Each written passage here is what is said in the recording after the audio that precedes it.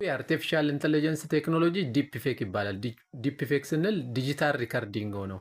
ኢሜጅ፣ ኦዲዮ፣ ቪዲዮ ሊሆን ይችላል። ክሬት የሚደረገው በአርቲፊሻል ኢንተለጀንስ፣ አልተር የሚደረገው በአርቲፊሻል ኢንተለጀንስ። ምን ለማድረግ ነው?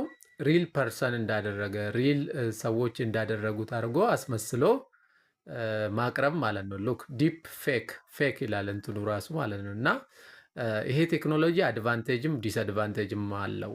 ከአድቫንቴጁ ብነግራችሁ ያው የተለያየ ሲኒማ ላይ ኢንተርቴንመንት ኢንዱስትሪ ላይ በጣም ያገለግላል፣ ያዝናናል አይደለ? በኤአይ የተለያየ ድራማዎች፣ ፊልሞች ምናምን ይሰራሉ። እዛ ጋር በጣም ያዝናናል። ለኢንተርቴንመንት በጣም አሪፍ የሆነ ቴክኖሎጂ ነው ዲፕ ፌክ። ሌላ በኤዱኬሽናል ሴክተርም ይጠቅማል። ማለት ሰዎችን የመምህርን ተክቶ የተለያየ አቫታሮች ምናምን ለማስተማሪያ የተለያየ ሲሙሌሽን ሂስቶሪካል ነገሮችን ለመንገር ምናምን እንደዚህ አይነት ነገሮች ጠቃሚ ነው። ያው በእንትንም ማለት የተለያየ አድቨርታይዚንግን ለመስራት የተለያየ ማስታወቂያዎችን ለመስራት ምናምን ጠቃሚ ነው።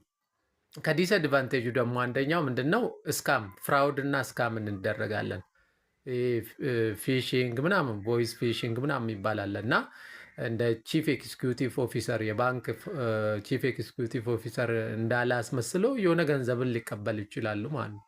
የሆነ ገንዘብን ማጭበርበር ይችላሉ ማለት ነው። እና ለምን ድምፅም ማስመሰል ምስልም ማስመሰል የተለያዩ ኤቪደንሶችን ማስመሰል ስለሆነ ስራው ለፍራውድ እና ለስካም በጣም ተጋላጭ እንሆናለን። ያው ሪል ፐርሰኑ እንዳለ ያለ ስለሚመስለን ለተለያየ መጭበርበሮች እንጋለጣለን።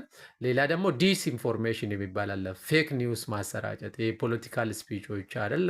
ጠቅላይ ሚኒስትሩ ያላለውን ብለዋል፣ እከሌ ይሄንን ብለዋል፣ ይሄ ስብሰባቸው ላይ ይሄንን ያወሩ ብለው ይሄ ፌስቡክ ላይ ምናምን የሚሰራጨው እንትኖች ማለት ይሄ ደግሞ ምን ይፈጥራል? የሄት ስፒቾች ሄት እንትን የእርስ በርስ ግጭቶች ምናምን ሰው እርስ በርሳቸው ትረስት እንዳይኖራቸው ምናምን ሊያደርግ ይችላል ማለት ነው። ስለዚህ ፌክ እንትን ስለሆነ ለዛ ነገር ልንጋለጥ እንችላለን እና ፋክት ቼኪንግ ሜካኒዝም ያስፈልጋል።